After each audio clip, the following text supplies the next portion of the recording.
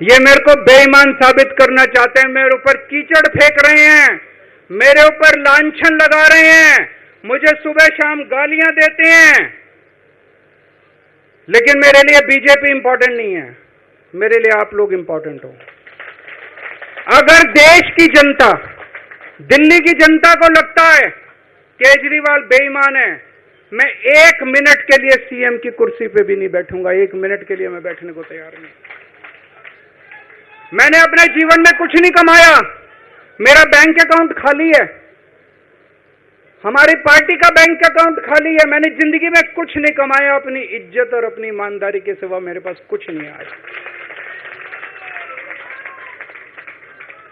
Income tax में commissioner की नौकरी करता था, 2000 में नौकरी छोड़ के सन 2000 से 2010 तक 10 साल मैंने दिल्ली की झुग्गियों के अंदर बिताए हैं।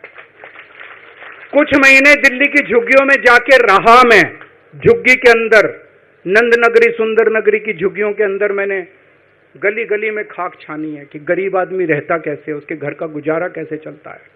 अगर पैसे कमाने हो तो इनकम टैक्स कमिश्नर की नौकरी बुरी नहीं थी। और जब मैंने नौकरी छोड़ी थी तब कोई पार्टी नहीं थी, कुछ नहीं थी। ऐसा नहीं था कि उस टाइम ये था मुख्यमंत्री बनने चला था या कोई पार्टी, कुछ नहीं था, कोई भविष्य नहीं था। केवल देश के लिए जुनून था कि देश के लिए कुछ करना है, देश के लिए कुछ करने हैं। 49 दिन की सरकार के बाद इस्तीफा दिया था, अपने उसूलों के लिए इस्तीफा दिया था। किसी ने इस्तीफा मांगा नहीं था, अपने आप इस्तीफा दिया था। आज के तारीख में, आज के जमाने में कोई अपनी चपरासी की नौकरी नहीं छोड़ता। मैंने मुख्यमंत्री की कुर्सी छोड़ी थी, अपने आप छोड़ी थी। न पद का लालच है, न दौलत का लालच है, केवल देश के लिए कुछ करने का जुनून है, देश के लिए कुछ करने के लिए आए हैं।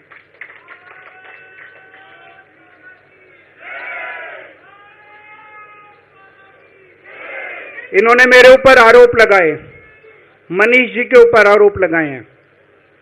इस देश का जो सबसे कठोर कानून है, ईडी का कानून, पीएमएलए, जिसमें बेल भी नहीं मिलती, बेल मिलनी भी मुश्किल है, उसके अंदर हमारे ऊपर तरह तरह के इन लोगों ने आरोप लगाए हैं। कोर्ट से हमको बेल मिल गई, उसके बावजूद आज की तारीख में, आज जो स्थिति है, इससे फालतू कोर्ट और कुछ नहीं कर सकता था जितना कोर्ट ने कर दिया हमारे पक्ष में। हम कोर्ट के बहुत शुक्रगुजार हैं। कोर्ट ने हमें बेल दे दी, अभी बेल तक ही दे सकता था।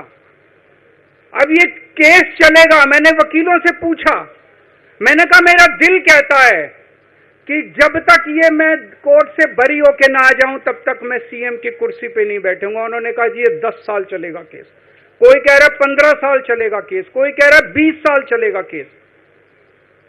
तो केस ही अभी लंबा चलेगा। आज कोर्ट जितना कर सकता था, कोर्ट ने हमारे पक्ष में निर्णय लिया है, हमें बेल दे दी। उन्होंने ऐसे कानून में जिसमें बेल मिलनी नामुमकिन होती है, उन्होंने बेल दे दी। आज मैं आपकी अदालत में आया हूं, जनता की अदालत में आया हूं, आपसे पूछने के लिए आया हूं, क्या आप केजरीवाल को ईमानदार मानते हो कि गुनहगार मानते हो?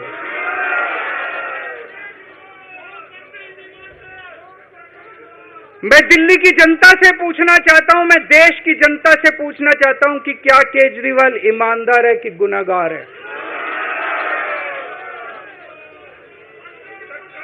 दोस्तों, 2 दिन के बाद, आज से 2 दिन के बाद मैं सीएम की कुर्सी से इस्तीफा देने जा रहा हूं।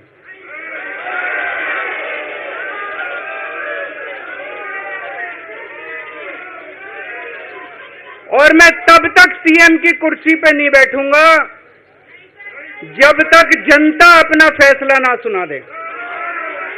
मैं जनता के बीच में जाऊंगा, गली गली में जाऊंगा, घर घर में जाऊंगा, और जब तक जनता अपना फैसला ना सुना दे कि केजरीवाल ईमानदार है, तब तक मैं सीएम की कुर्सी के ऊपर नहीं बैठूंगा।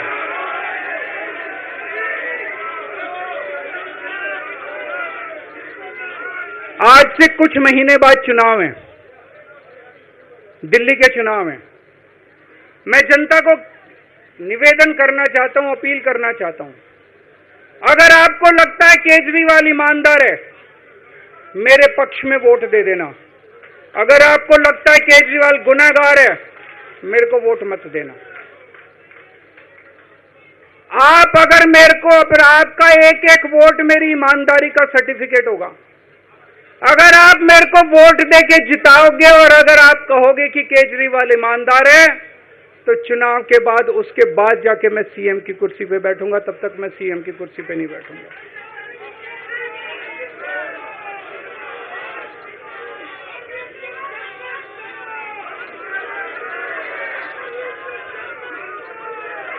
आपको लग रहा होगा अभी अभी जेल से रिहा होके आया है, ये कैसा क्यों बोल रहा है? अभी अभी जेल से रिहाई होके आया है, अब ये इस्तीफा क्यों दे रहा है? इन्होंने मेरे ऊपर आरोप लगाया है। इन्होंने आरोप लगाया है कि केजरीवाल चोर है। इन्होंने आरोप लगाया है केजरीवाल भ्रष्टाचारी है। इन्होंने आरोप लगाया केजरीवाल ने भारत माता के साथ धोखा किया है। ये करने के लिए नहीं आया था मैं। सत्ता से पैसा और पैसे से सत्ता, इस खेल के खेलने के लिए मैं नहीं आया था। मैं देश के लिए कुछ करने के लिए आया था। जब 14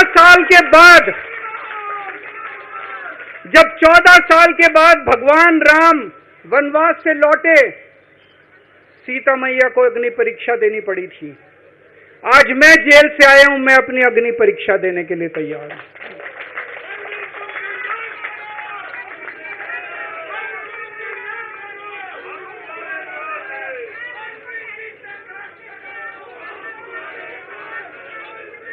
ये कुछ लोग बोल रहे हैं सुप्रीम कोर्ट ने कुछ कंडीशंस लगाई हैं, काम नहीं कर पाएंगे।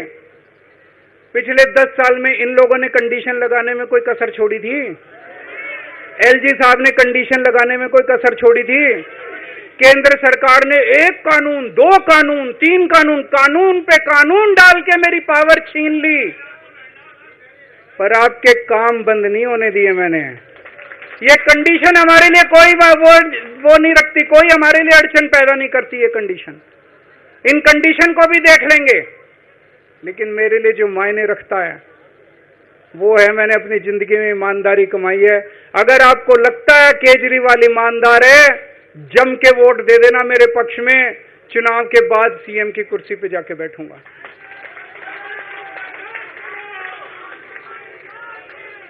फरवरी में चुनाव है।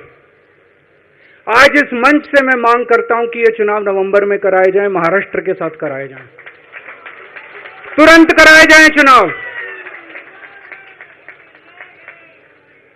और जब तक आपका फैसला नहीं आएगा, तब तक मैं जिम्मेदारी नहीं संभालूंगा। और मैं, जब तक चुनाव नहीं होते, मैंने जैसे बताया 2 दिन के बाद मैं अपना इस्तीफा दूंगा। जब तक चुनाव नहीं होते, तब तक मेरी जगह आम आदमी पार्टी से कोई और मुख्यमंत्री बनेगा। अगले 2-3 दिन के अंदर विधायक दल की मीटिंग होगी और विधायक दल की मीटिंग में अगले मुख्यमंत्री के नाम का तय किया जाएगा। मैं मनीष जी से बात कर रहा था। जो पीड़ा मेरे मन में है, वो पीड़ा मनीष जी के मन में भी है। इनके लिए भी वही सब कहा गया जो मेरे लिए कहा गया है। मनीष जी का भी कहना है कि ये दिल्ली के उप मुख्यमंत्री और शिक्षा मंत्री और मंत्री का पद तभी संभालेंगे जब दिल्ली की जनता कहेगी कि मनीष सिसोदिया ईमानदार है। तो मैं और मनीष सिसोदिया, हम दोनों का फैसला आपके हाथ में है, जनता के हाथ में है। हम दोनों जनता की अदालत में जा रहे हैं, गली गली जाएंगे, जनता के बीच में जाएंगे और उनसे पूछेंगे, अगर जनता कहेगी ईमानदार है तो हम आके इसकी कुर्सी पे बैठेंगे। 2020 में आया था मैं। 2020 में मैंने कहा था, मैंने अगर काम किया हो तो मेरे को वोट देना और काम नहीं किया हो तो वोट मत देना। कहा था कि नहीं कहा था? आज मैं आपके बीच में आया हूं, मैं कह रहा हूं अगर मैं ईमानदार हूं तो वोट देना, अगर मैं बेईमान हूं तो वोट मत देना, बिल्कुल मत देना।